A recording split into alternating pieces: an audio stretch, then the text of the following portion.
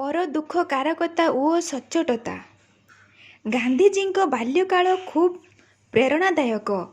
ତାଙ୍କ ଜୀବନରେ ବାଲ୍ୟକାଳରୁ ନେଇ ଅନ୍ତିମ କ୍ଷଣ ପର୍ଯ୍ୟନ୍ତ ଏମିତି ଅନେକ ସ୍ମରଣୀୟ ଘଟଣାବଳୀ ଅଛି ଯେଉଁଥିରୁ ପ୍ରତ୍ୟେକ ବ୍ୟକ୍ତି କିଛି ନା କିଛି ଶିଖିପାରିବ। ଗାନ୍ଧିଜୀଙ୍କ ବାଲ୍ୟ ନାମ ମୋହନ ଦାସ ଥିଲା। ମୋହନ ଦାସ ନିଜ ପିତାଙ୍କର ଖୁବ୍ ସେବା କରୁଥିଲେ। ବିଦ୍ୟାଳୟର ସମୟ ପୁରା ହେବା ପରେ ସେ ସିଧା ଘରକୁ ଯାଉଥିଲେ ଆଉ ପିତାଙ୍କ ସେବାରେ ଲାଗି ଯାଉଥିଲେ। ଥରେ ତାଙ୍କର ପିତା ଶ୍ରୀ କରମଚାନ୍ଦ ଗାନ୍ଧୀ ରୋଗଗ୍ରସ୍ତ ହୋଇ ପଡ଼ିଲେ। ମୋହନ ଦାସ ତାଙ୍କୁ ଠିକ୍ ସମୟରେ ଔଷଧ ଦେଉଥିଲେ, ସମସ୍ତ ପ୍ରକାର ତତ୍ତ୍ୱାବଧାନ ନେଉଥିଲେ ଆଉ ରାତିରେ ଶୋଇବା ସମୟରେ ବିଳମ୍ବ ରାତି ପର୍ଯ୍ୟନ୍ତ ଚରଣ ସେବା କରୁଥିଲେ। ତାଙ୍କ ସେବାରେ ତାଙ୍କ ପିତା ଖୁବ୍ ସନ୍ତୁଷ୍ଟ ଥିଲେ ଓ ତାଙ୍କୁ ସ୍ନେହଭରା ଆଶୀର୍ବାଦ ଦେଉଥିଲେ। ଥରେ ମୋହନ ଦାସ ଘରେ ବସି ପଢ଼ୁଥିବା ବେଳେ ତାଙ୍କର ଭାଇ ଆସି ତାଙ୍କୁ କହିଲେ ଯେ ତାଙ୍କ ଉପରେ 25 ଟଙ୍କାର ଋଣ ହୋଇଯାଇଛି।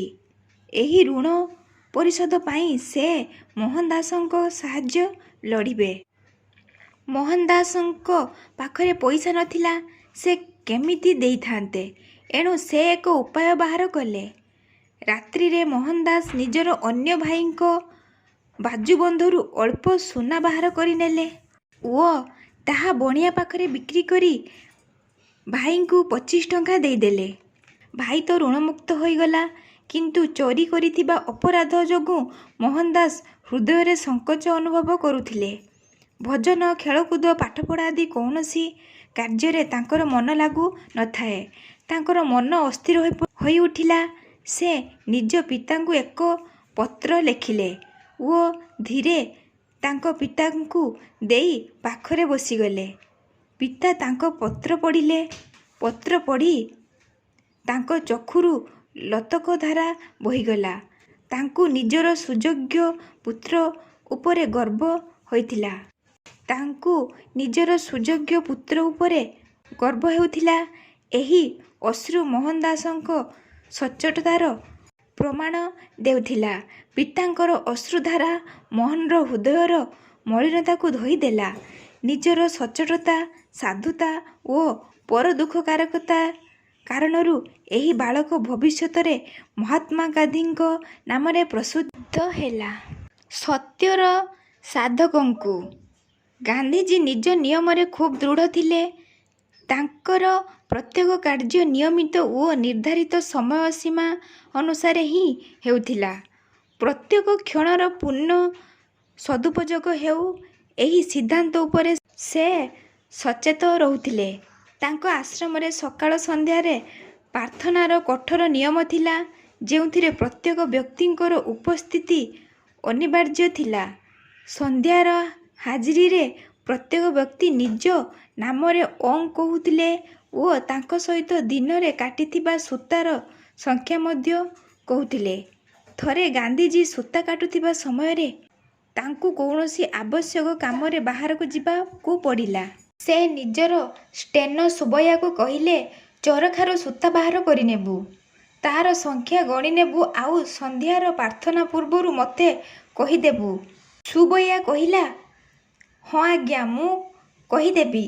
ସନ୍ଧ୍ୟା ହେଲା। ପ୍ରାର୍ଥନାସ୍ଥଳରେ ସମସ୍ତେ ଧାଡ଼ି ବାନ୍ଧି ଠିଆ ହୋଇଗଲେ। ବର୍ତ୍ତମାନ ହାଜିରୀ ଆରମ୍ଭ ହେଲା।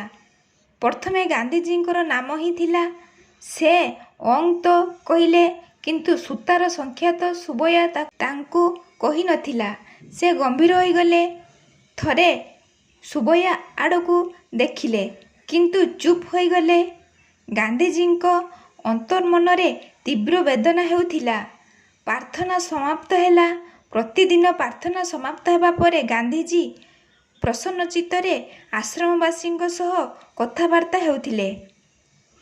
କିନ୍ତୁ ଆଜି ତାଙ୍କର ଚେହେରାରେ ପ୍ରସନ୍ନତା ଭାବ ନଥିଲା, ଯେମିତି ତାଙ୍କର କିଛି ହଜିଯାଇଛି।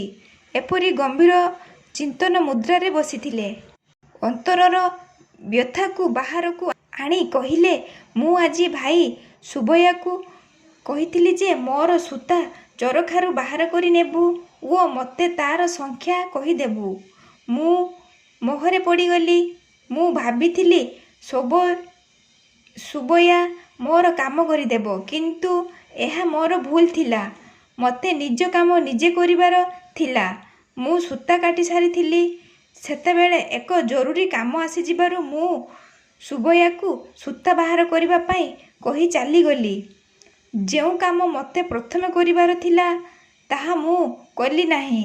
ଭାଇ ସୁବୟାର ଏଥିରେ କୌଣସି ଦୋଷ ନାହିଁ। ଦୋଷ ମୋର ଥିଲା। ମୁଁ ନିଜ କାମ ନିଜେ ନ କରି ତାଙ୍କ ଭରସାରେ କାହିଁକି ଛାଡ଼ିଲି? ମୋ ଦ୍ୱାରା ଏହି ଭୁଲ କାହିଁକି ହେଲା? ସତ୍ୟର ସାଧକ ଏମିତି ଭୁଲ କରିବା ଉଚିତ ନୁହେଁ।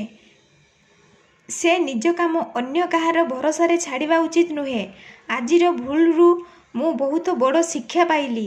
ବର୍ତ୍ତମାନଠାରୁ ଏମିତି ଭୁଲ କେବେ କରିବି ନାହିଁ। ଗାନ୍ଧିଜୀ ତ ଗୋଟିଏ ଥର ଭୁଲରୁ ସାବଧାନ ହୋଇଗଲେ, ଆଉ ଦ୍ୱିତୀୟ ଥର କେବେ ଭୁଲ ନ କରିବାର ବ୍ରତ ନେଲେ। କିନ୍ତୁ ଆମେ କ'ଣ କରୁ? ଅନେକ ଥର ଶିକ୍ଷା ପାଇଲା ପରେ ମଧ୍ୟ ନିଜର ଆଳସ୍ୟ, ପ୍ରମାଦ ଓ ପରାଶ୍ରୟିତା ତ୍ୟାଗ କରୁ ନାହୁଁ। ବାରମ୍ବାର ସେହି ଭୁଲର ପୁନରାବୃତ୍ତି କରିଥାଉ। ଏହାଦ୍ୱାରା ଜୀବନର ଅମୂଲ୍ୟ ସମୟ ଏମିତି ହିଁ ବିତିଯାଏ। ଆଉ ଏହି ଛୋଟ ଛୋଟ ଭୁଲରେ ଜୀବନ ତୁଚ୍ଛ ସାଧାରଣ ବ୍ୟକ୍ତିଙ୍କ ଭଳି ହୋଇଯାଏ। ଶାସ୍ତ୍ରରେ କୁହାଯାଇଛି, ପ୍ରମାଦ ହିଁ ମୃତ୍ୟୁ। ପ୍ରମାଦ ଅତି ଶୀଘ୍ର ପତନ ଓ ବିନାଶ ଅଭିମୁଖେ ନେଇଯାଏ। ମାତ୍ର ଗୋଟିଏ ମୁହୂର୍ତ୍ତର ପ୍ରମାଦ ସଫଳତାକୁ ବିଫଳତାରେ ପରିଣତ କରିପାରେ। ବିତିଯାଇଥିବା ସମୟ କେବେ ଫେରେ ନାହିଁ। ଏଣୁ ଆମେ ପ୍ରମାଦ କରିବା ଉଚିତ ନୁହେଁ। କେବେ ଯଦି ପ୍ରମାଦ ହୋଇଯାଏ, ତେବେ ତାହାର ପ୍ରାୟଶ୍ଚିତ କରିବା ଉଚିତ। କରିଥିବା ଭୁଲ ପ୍ରତି ମନରେ ଗ୍ଳାନି ଉତ୍ପନ୍ନ ହେବା ଆଉ ତା'ର ପୁନରାବୃତ୍ତି ନ କରିବାର ସଂକଳ୍ପ କରିବା ହିଁ ତାହାର ପ୍ରକୃତ ପ୍ରାୟଶ୍ଚିତ। ଅନେକ ଲୋକ ଆଜିର କାମ କାଲି ପାଇଁ ରଖିଦିଅନ୍ତି। ଏପରି କାଲି କାଲି କରି ସେ କାମ ପୂରା ହୁଏ ନାହିଁ। ଏଣୁ କୁହାଯାଇଛି, ଯେଉଁ ସତ୍କର୍ମ କରିବାର ଅଛି ତାହା ସେଇକ୍ଷଣି କର, କାଲି କେବେ ଆସେ ନାହିଁ।